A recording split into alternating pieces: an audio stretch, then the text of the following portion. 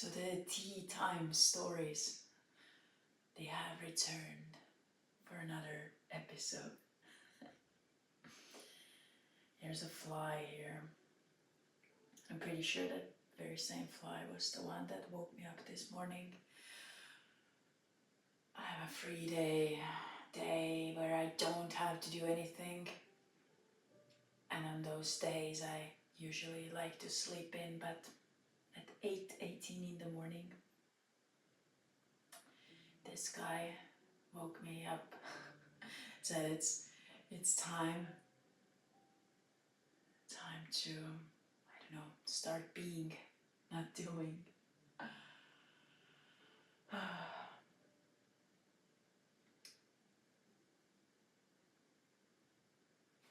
As I prepared this tea, I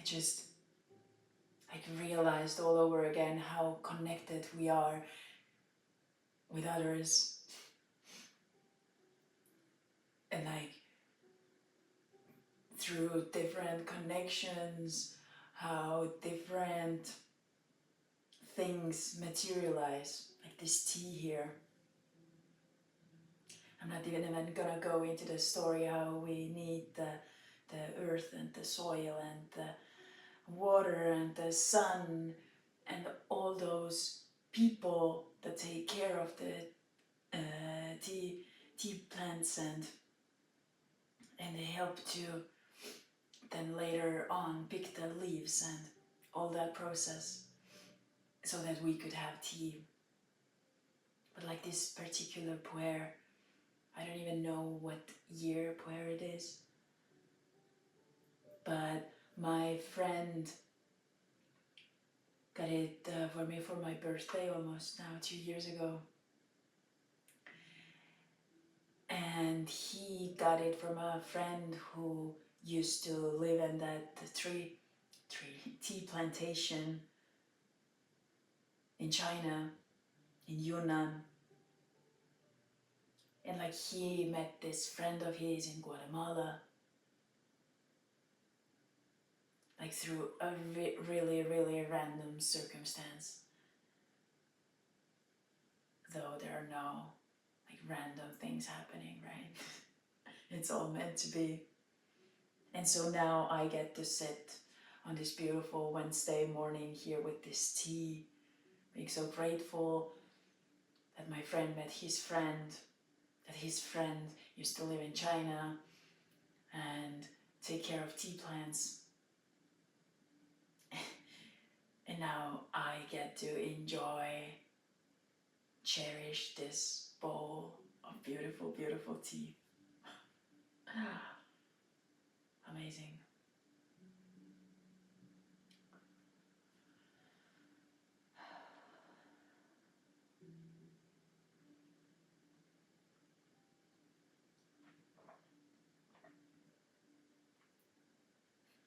Whole world in one bowl.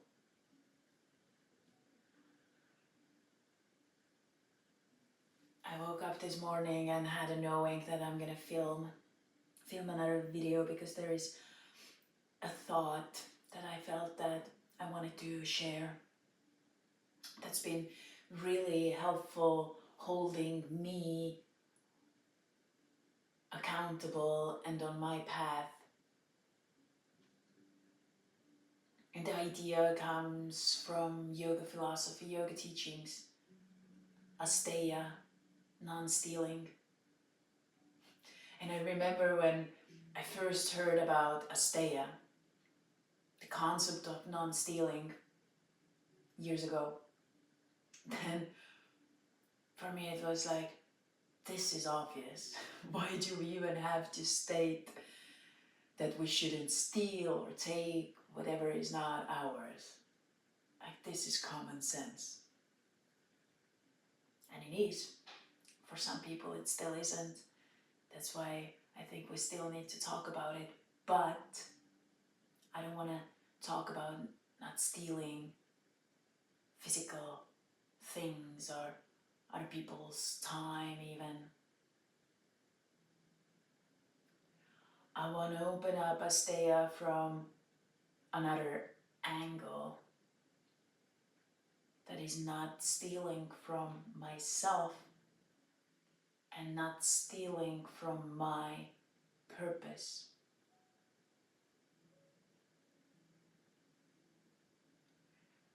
ASTEYA carries forward the idea to stick to our purpose and mindfully walk our path. Stay disciplined in making those good choices so we wouldn't get distracted from the outside distractions.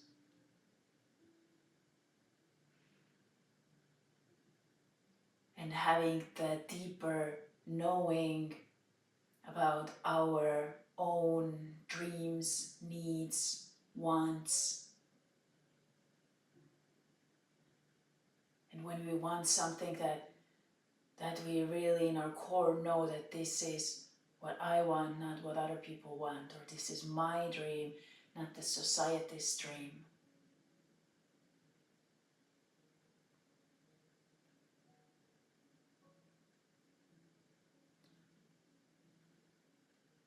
I've only been once to India and only spent 2 months there, but I've been told that in India there are many celebrations to celebrate different gods and goddesses, and sometimes there are thousands, tens of thousands, hundreds of thousands of people on the streets. There are people selling things, food, sweets, jewelry, saris, like you name it, it's all there, it's all out on the streets. And on bigger celebrations, people bring out their lovely, beautiful, huge elephants. And then there are elephants also on the streets. And now when an elephant gets distracted by all those shiny, beautiful, or maybe sugary things, then it might get really, really messy. There's a whole chaos because, hey, an elephant is a huge, huge being. So when elephant gets distracted, when elephant is carried away from its path, from its purpose, then this is chaos, and that is a metaphor for what is happening in our lives if we don't take this ASTEYA idea seriously. And so what people do to keep elephants happy and peaceful, to just roam around on the streets and not making a mess, they give them bamboo sticks. Elephants like bamboo, that's their thing. And so they're really happy then with their bamboo, and then they're chilling, and they're happy, and they're peaceful.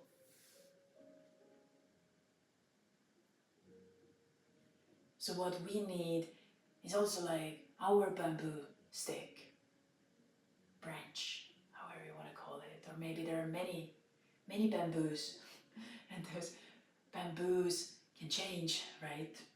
Throughout our lives.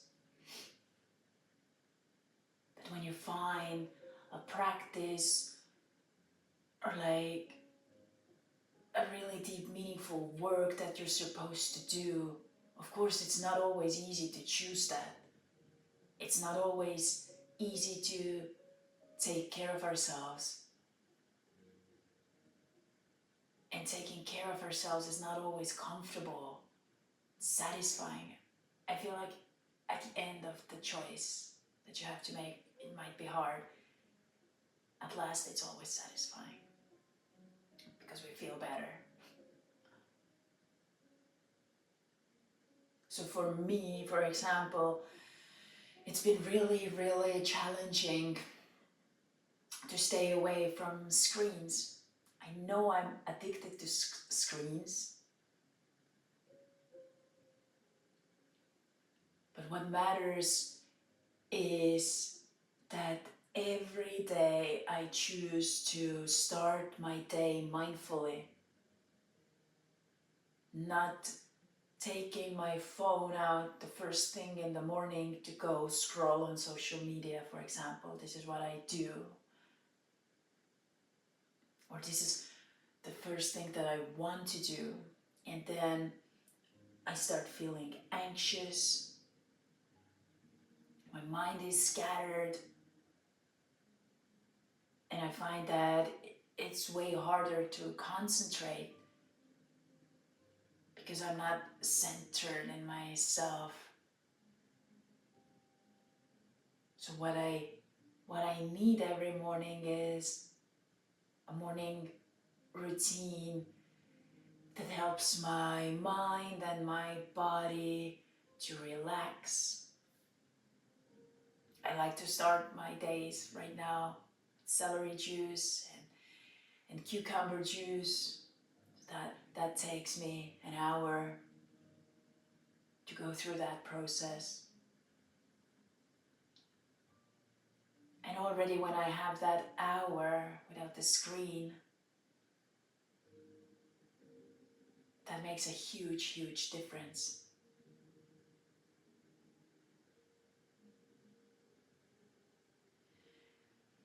I heard this thought yesterday that what if instead of always wanting to go somewhere, we go nowhere? Like already in the morning, my first mindless want is to go somewhere. It's go to this virtual world. But what if instead of going somewhere, I go nowhere, being with myself, just sitting, going within, allowing myself to just ask myself, how does it feel to be me today? How does it feel?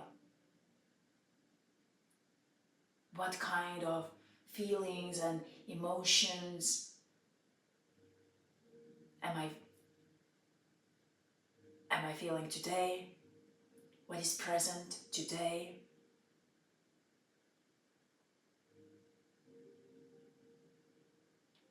Because from that deep point of understanding and knowing how does it feel to be me today, it is way more easy to go about my day, to interact with others, may it be in person or may it be through the screen.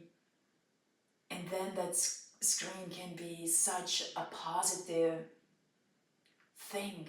I'm so glad that I get to do work through those screens, and I need social media for different types of work that I do. And I'm grateful that I don't have to be in a specific location for that I can do that anywhere. But in order for that to not get overwhelming,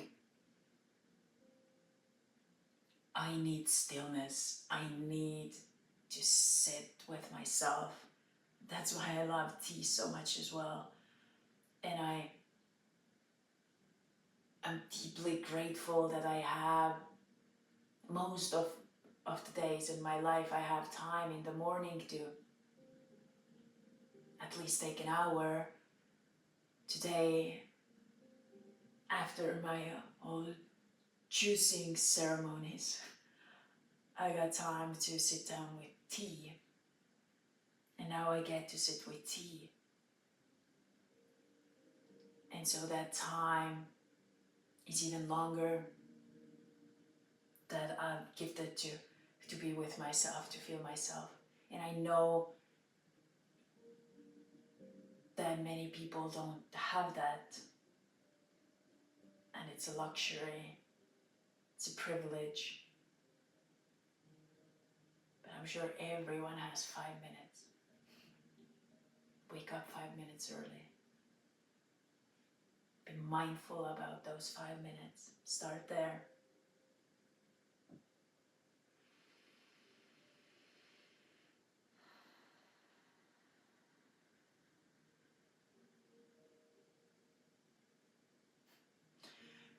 And I've been thinking about, when did it like become socially like a norm that doing is more celebrated than being. Like the grind culture. I find that I actually get way more done in a less time and less effort when I've allowed myself that time of just being and expanding.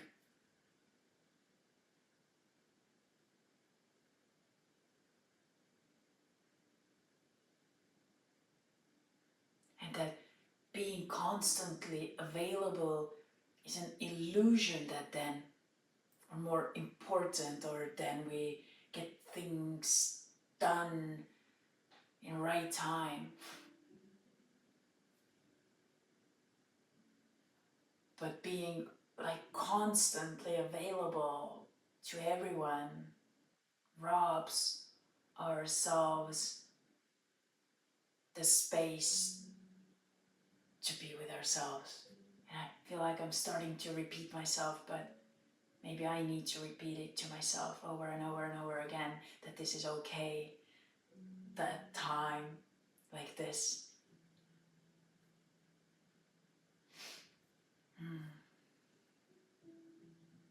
It is okay, and maybe it'll be a new norm.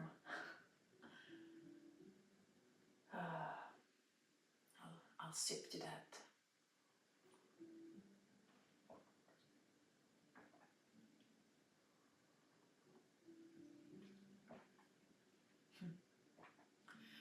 And funny how when you calm down, because in the morning I hear that our cortisol levels are up, and then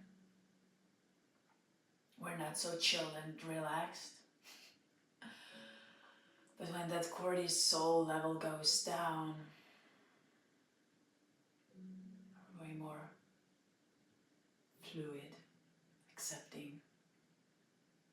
So this fly was driving me mad this morning. I went to bed really late, like after 2 a.m. and I just wanted like a long sleep.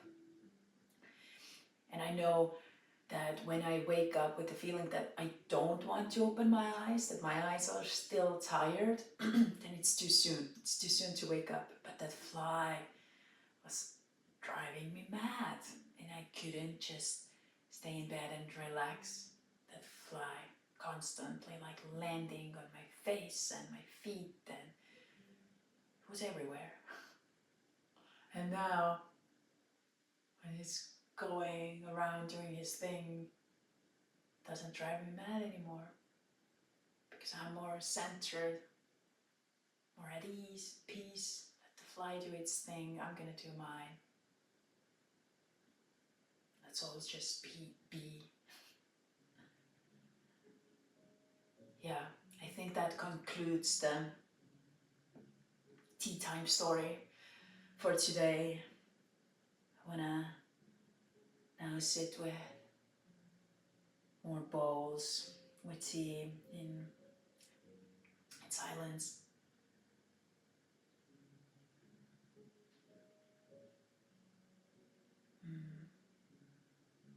Maybe have more and more moments that are peaceful. Maybe have more purity, reverence, harmony, tranquility in our lives. Hello, fly. See, doing its thing.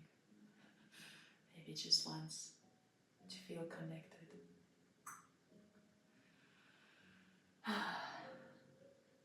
raising a bowl in honor